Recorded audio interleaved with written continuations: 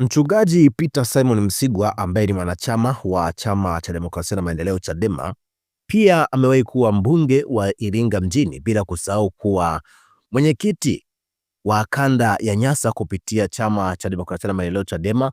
Pia kwa miezi mitatu nyuma iliyopita aliwahi kuwa ni mwanachama wa Chama cha Mapinduzi. Baadaye akarudi tena katika Chama cha Demokrasia na Maendeleo Chadema. Amefunguka mambo mengi kuhusu dola ya Tanzania, ambapo ameweza kuwafafanulia Watanzania wengi kuhusu kile ambacho kinakuwa kiko tofauti au maana ya dola na kutofautisha na mifumo ya dola ilivyo. Sasa twende moja kwa moja tuweze kujua mchungaji Peter Simon Msigwa ameongea nini kuhusu hili neno dola. Akaanza kwa kuuliza kwamba dola ni nini? Je, tofauti kati ya dola, serikali na bunge pamoja na mahakama ziko wapi? Akaendelea kusema kwamba kumekuwa na mkanganyiko mkubwa katika mijadala ya kisiasa kuhusu maana ya dola na nafasi ya serikali ndani ya dola. Wakati mwingine serikali huonekana kana kwamba ndiyo dola yenyewe, lakini hata hivyo, kwa mujibu wa nadharia ya dola na misingi ya katiba, haya ni mambo mawili tofauti. Dola ni mfumo mzima wa mamlaka ya umma unaoundwa na wananchi kupitia katiba ili kuweza kulinda usalama, haki, amani na ustawi wa taifa. Dola ndiyo taasisi ya kudumu ya taifa. Haibadiliki kila baada ya uchaguzi.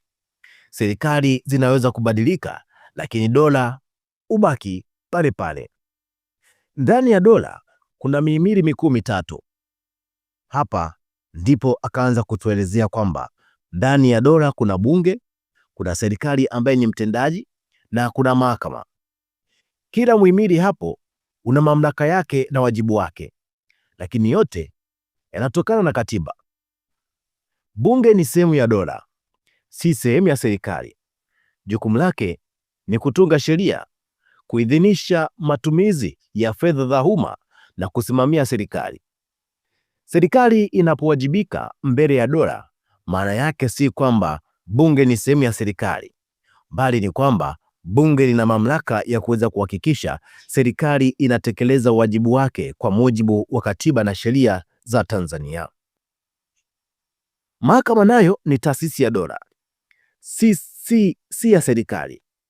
Jukumu lake ni kutafsiri katiba na sheria na kuweza kutoa haki na kuweza kulinda haki za wananchi. Mahakama inapaswa kuwa huru ili iweze hata kuitangaza serikali kuwa imekiuka sheria au katiba pale inapobidi. Ikiwa mahakama ingekuwa ni sehemu ya serikali, isingeweza kutenda haki kwa uhuru. Kwa hiyo, serikali ni muhimili mmoja tu wa dola.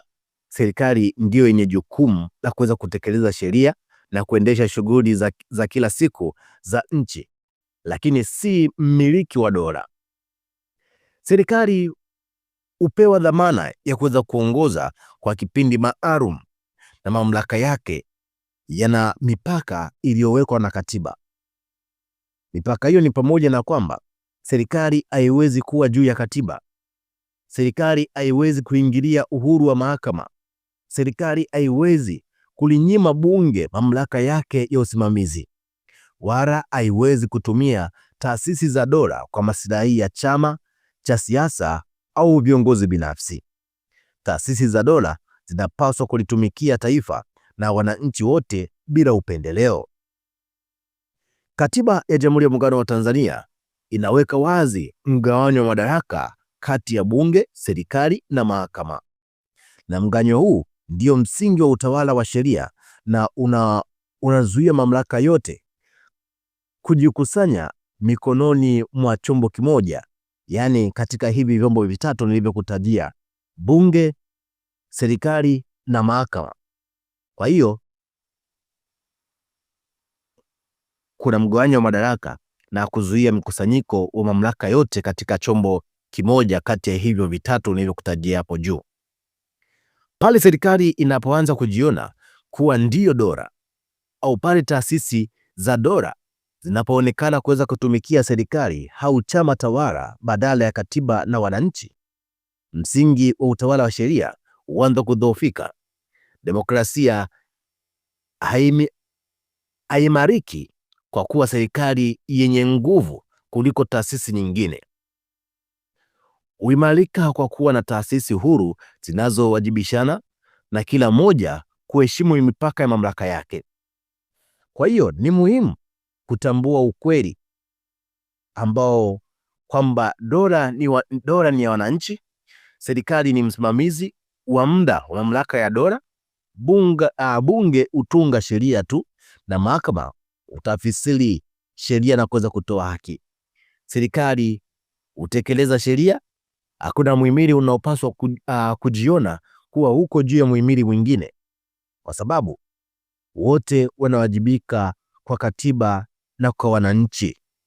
Hapo mchungaji Peter Simon Msigwa akawa amemaliza kutupa elimu kidogo ya kuweza kujua nini tofauti kati ya dola na hii mihimili mingine mitatu ikiwemo bunge, serikali na mahakama.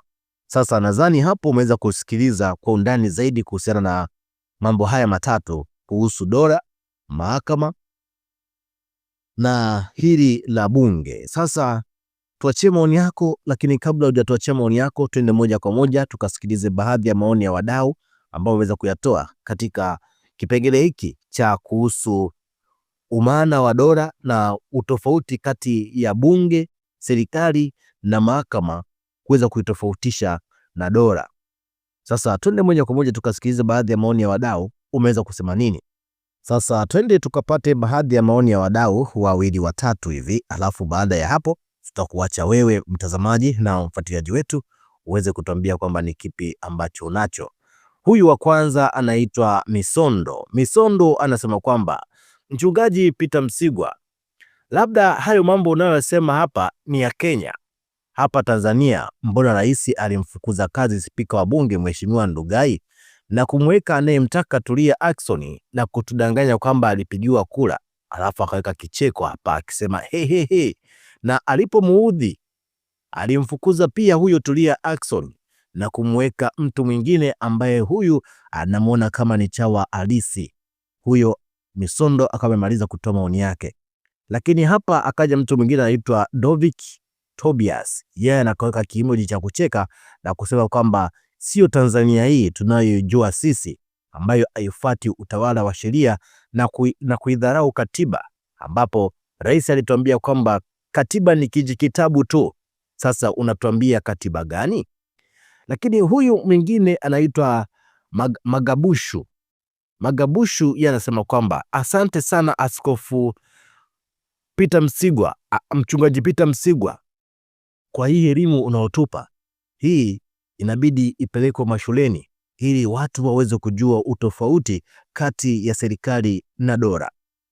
Sasa mtazamaji na mfuatiliaji wetu, hapa ndipo tunapohitimisha taarifa hii kuhusiana na kile ambacho mchungaji Peter Msigwa alikuwa amekiwakilisha kuhusiana na utofauti kati ya dola na mihimili mingine ambayo iko chini ya dola, akituambia kwamba serikali si dola bali serikali ni mtendaji wa dola, yaani kwamba yeye ndiye anayehusika na shughuli za kila siku za dola. Alafu hawa wengine mahakama na bunge, mahakama ni kuweza kutafsiri sheria na kuweza kutoa haki kwa wananchi, lakini bunge ni kusimamia au kuisimamia serikali kutunga sheria. Hiyo ndiyo kazi ambazo mihimili hiyo imeweza kuitoa au mihimili hiyo imeweza kuhusika ili kuweza kuiendesha dola. Dola ni wananchi, ambapo dola inaundwa na wananchi wa Jamhuri ya Muungano wa Tanzania. Tuachie maoni yako sasa uweze kutuambia ni kipi ambacho unacho. Tukutane wakati mwingine na wasaa mwingine.